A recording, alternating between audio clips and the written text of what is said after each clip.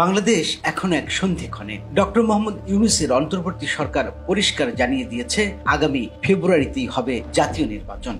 অন্তর্বর্তী সরকারের পক্ষ থেকে আমি প্রধান নির্বাচন কমিশনারের কাছে চিঠি পাঠাবো, যেন নির্বাচন কমিশন আগামী রমজানের আগে 2026 সালের ফেব্রুয়ারি মাসে জাতীয় নির্বাচন অনুষ্ঠানের আয়োজন করে। শুরুতেই কিছু উপদেষ্টা নির্বাচন নিয়ে দ্বিধাদ্বন্দ্বে থাকলেও এখন তারা সবাই নির্বাচনী রোডম্যাপের পক্ষে, কারণ অসীম ব্যর্থতার দায়ে কেউ ডুবে থাকতে চায় না।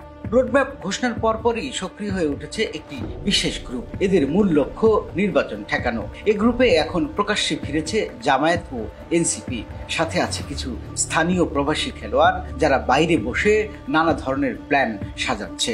কিন্তু সমস্যাটা হচ্ছে, জনগণের কাছে তাদের বার্তা পৌঁছাচ্ছে না, বরং তাদের কৌশল প্রতিদিন আরো দুর্বল হয়ে পড়ছে।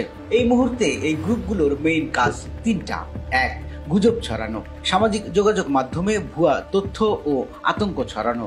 দুই, আতঙ্ক সৃষ্টি, বিনিয়োগ, ব্যবসা, এমনকি বিশ্ববিদ্যালয় ক্যাম্পাসেও ভয় সৃষ্টি করা। তিন, অ্যানার্কি তৈরি, অরাজকতা ছড়ানো, যাতে মনে হয় দেশ অচল হয়ে যাচ্ছে।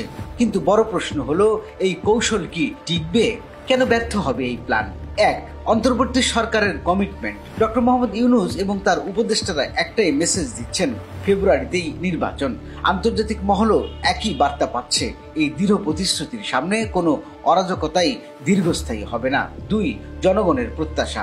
বাংলাদেশের সাধারণ মানুষ রাজনৈতিক অনিশ্চয়তা নয়, চায় সমাধান। তারা জানে নির্বাচনের মাধ্যমেই স্বাভাবিক রাজনীতি ফিরবে, তাই জনগণ নির্বাচন ঠেকানোর পক্ষে নয়। তিন, আন্তর্জাতিক চাপ ও নজরদারি। ইউরোপীয় ইউনিয়ন থেকে যুক্তরাষ্ট্র, সবার চোখ এখন ঢাকার দিকে। যে কোনো সহিংসতা বা নির্বাচনী প্রক্রিয়া বানচাল করার চেষ্টা আন্তর্জাতিকভাবে এক্সপোজড হবে। চার, বিভক্ত বিরোধী শিবির। জামায়াত ও এনসিপি মিলে নির্বাচন ঠেকানোর স্বপ্ন দেখলেও অভ্যন্তরীণ বিভাজন এত গভীর যে একক কৌশল দাঁড় করানো সম্ভব নয়। ফলে নির্বাচন বানচাল করার আন্দোলনের গতি শ্লথ হয়ে যাচ্ছে। যারা নির্বাচন ঠেকাতে মরিয়া, তারা আসলে অন্ধকারের পথে হাঁটছে। গুজব, আতঙ্ক আর অরাজকতা কোনো ভবিষ্যৎ গড়তে পারে না। এক্ষেত্রে নাগরিকদের করণীয় গুজব প্রতিহত করা, ভয়ের বদলে আস্থা তৈরি করা এবং নিশ্চিত করা ফেব্রুয়ারিতে ভোট হবে অংশগ্রহণমূলক ও শান্তিপূর্ণ। বাংলাদেশের গণতন্ত্রের যাত্রা অনেক বাধা পেরিয়ে এসেছে, এবারও আসবে। তাই স্পষ্ট, যে কারণে হোক না কেন নির্বাচন বানচালের প্ল্যান ব্যর্থ হবেই।